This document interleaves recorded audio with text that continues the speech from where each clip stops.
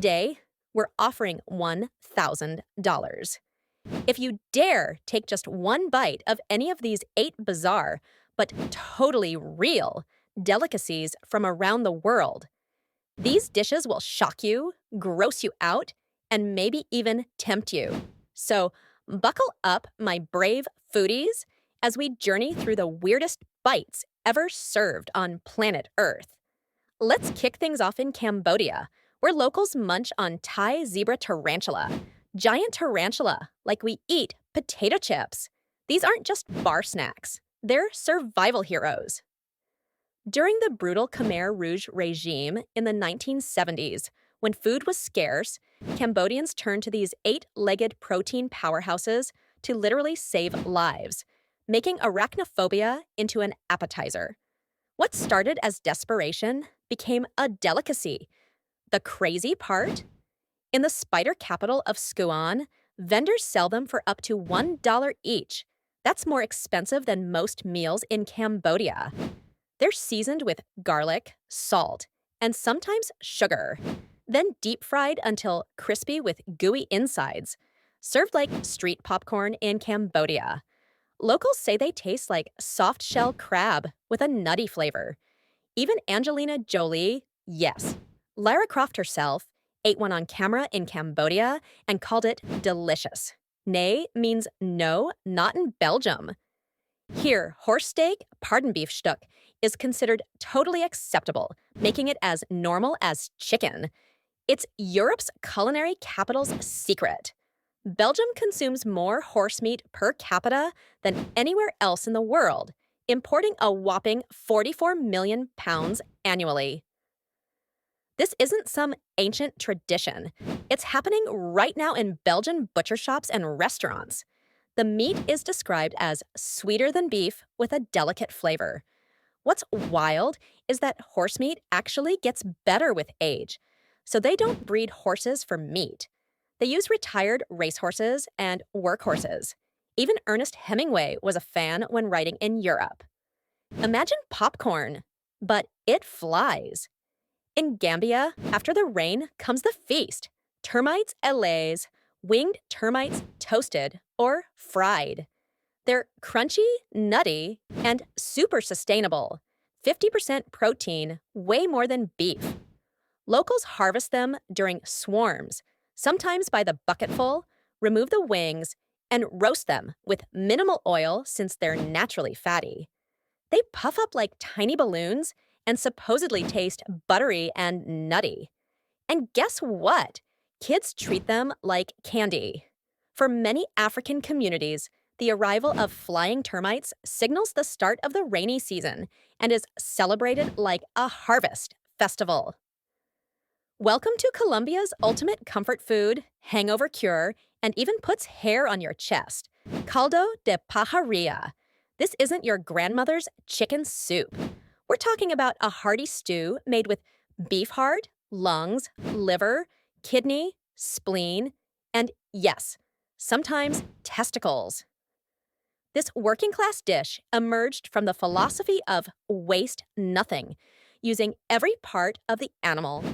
It's considered incredibly nutritious and is often given to sick people or new mothers for strength. Legend has it, Colombian boxers eat it for power before a match. Baby sharks, but make them pickled. In Kuwait, small sharks are cleaned, salted, and pickled for days until they develop a flavor some say is like very funky tuna. A protein-rich, intensely salty snack that can last for months in the desert heat. This dish is so old it's pre-oil Kuwait, a relic of pearl diving culture. Even now, it's sold in traditional markets, and yes, they smell intense. Sheikh celebrities in the Gulf region have it at weddings to show cultural pride.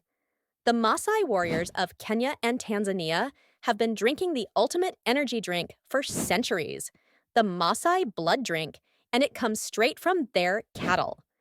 This isn't Halloween theatrics, it's a sacred tradition with deep cultural meaning. There's a ritual. Using a special arrow, they make a small cut in the cow's jugular vein, collect the blood in a gourd, mix it with fresh milk, and drink it immediately. The cow lives on. This is sustainable nutrition at its finest. The mixture is high in protein and iron, given to pregnant women, new mothers, warriors, and anyone who needs strength. Modern science confirms it's incredibly nutritious. Olympic marathon legend Eliud Kipchoge even said in an interview that this drink is part of his cultural heritage. Brains, baby. In Cuba, sesos, calf, or pig brains.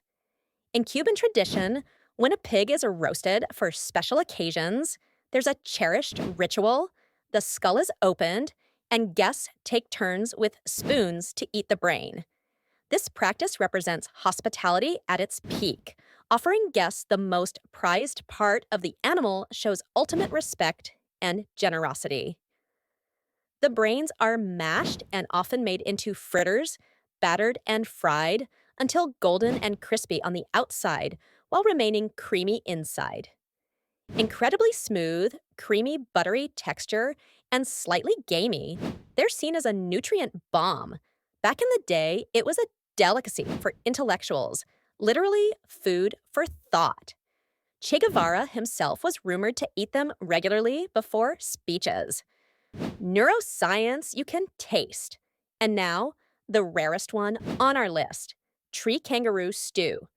Only found in the highlands of Papua New Guinea, the tree kangaroo is a cousin of the kangaroo, but climbs trees and looks like a fuzzy teddy bear. Locals cook it slowly with herbs and roots, earthy, rich, and tough to find.